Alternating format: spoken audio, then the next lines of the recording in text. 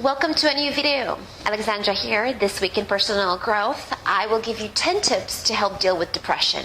You're about to watch a very powerful video. I'm taking your questions. Please ask in a comment below on my Facebook page or on Twitter and Instagram using hashtag AskAlexandra. All the links to reach me are below. Also today, I will start a new video tradition, and that is giving out a fan shout out. I'm receiving so many kind comments. Thank you for that. And I want to start recognizing the amazing people behind them. So watch for that, see if it's you, and grab your journal, start taking down notes. A link to a video that explains how to properly use a journal is also below. Now, on to more serious matters. Most of us had to deal with some level of depression at some point in time. It drains your energy, your hope and drive, and these are all things that we need in order to get past it and feel better. I know how it feels like. 5 years ago, I was going through a divorce and a bankruptcy in the same time. I was completely broke. I didn't have any money. My car got repossessed, my cell phone was cut off, same thing with my electricity, and the economic situation at that time, mind you, it was around 2008, made it really difficult to find a job. At some point, because I needed to make money, I started working a restaurant job as a sitting hostess. I felt very depressed because I lost everything. I left Romania to come here and accomplish. I felt extremely lonely because I didn't have any family to fall back on, and it got so hard when I had to sit at restaurant tables, the same people I had done business with not long before then. My ego was non-existent at that point. I had nothing. And also during that time, right when you think you need your friends more, a girl I considered like a sister to me emails me. She emails me telling me she wants to break up our friendship because I'm too flaky.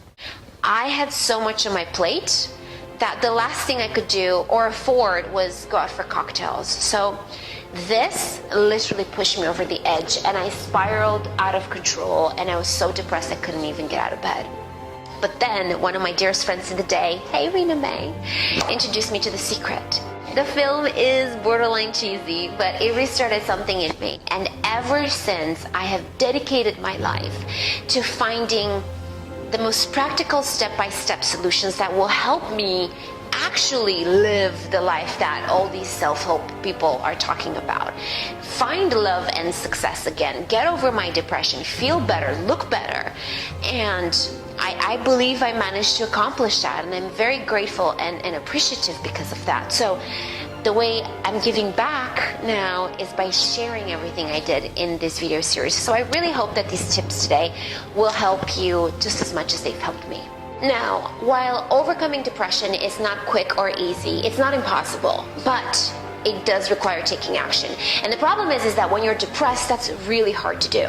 However, if you force yourself, you can do it and you can get past it. The first thing that you need to do is clearly identify the source or sources of depression. Write them down, because that will help declutter some of the mental cloudiness you have. If your depression stems from anything having to do with guilt or regret, below is a link to a video that has the most detailed steps on how to let go of guilt and regret, so that could be your starting point. Number 2, avoid obsessing over your depression. And I know that's really hard, but the more you think of your pain, the more you create a loop of hopelessness and anger toward yourself, and that will deepen your anguish. The moment you catch yourself thinking it, in that very moment, do something that will shift your attention from it and distract you. Number 3, don't be so hard on yourself. Try really hard not to get irritated by the fact that you're not getting over it as quickly as you want to. It will pass. So put some notes or post-its around your house reminding you that it will go away. You have to acknowledge that, but you also have to accept that the journey of wellness is going to take time and baby steps. And talking about baby steps, number 4 is to start small. The key to recovering is to start setting small goals and slowly building from there. Things like calling a friend or a family member to say hi once a week every week, or going on a short walk around the block, or watching an empowering personal growth video or movie. Don't get overwhelmed thinking about tomorrow. Think about today and take things one day at a time. Do these baby goals. They may seem small, but they will build up into something much, much bigger, and they will also take your mind away from the negative. Number 5, list all your good points. When you're depressed, it's easy to see everything that is wrong with you and your life and everything around you, but the positives are there. Start with the fact that you have the eyes to watch this, the ears to hear, the hand to write down the notes. Include any achievements you may have, however few or random they may seem. What are you good at? Are you good at fixing cars or doing your own manicure? List everything that is good about you and remind yourself of them. Number 6, use positive affirmations. On my website, I will make a post with some positive statements that you can use, but right now though, I want you to close your eyes and say to yourself, I can do this. Everything will get better. Say that.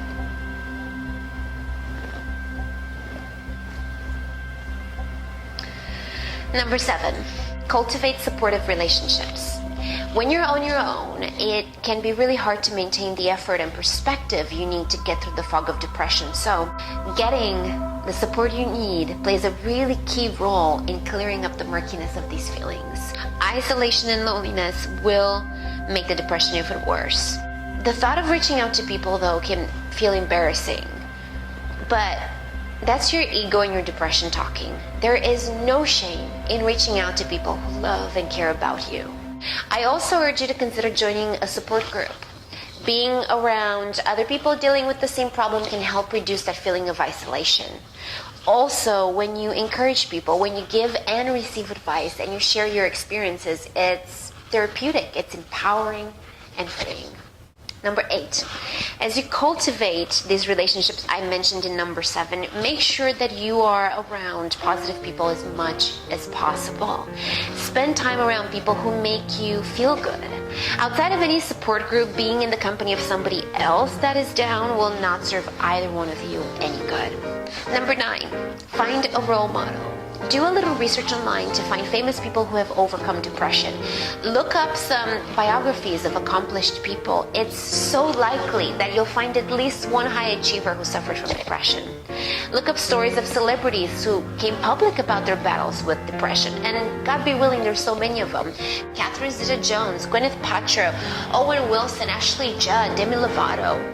Read about people who have overcome depression and remember that you're not alone.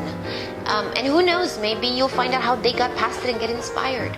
Number 10, list the things that worry you that are separate from your depression.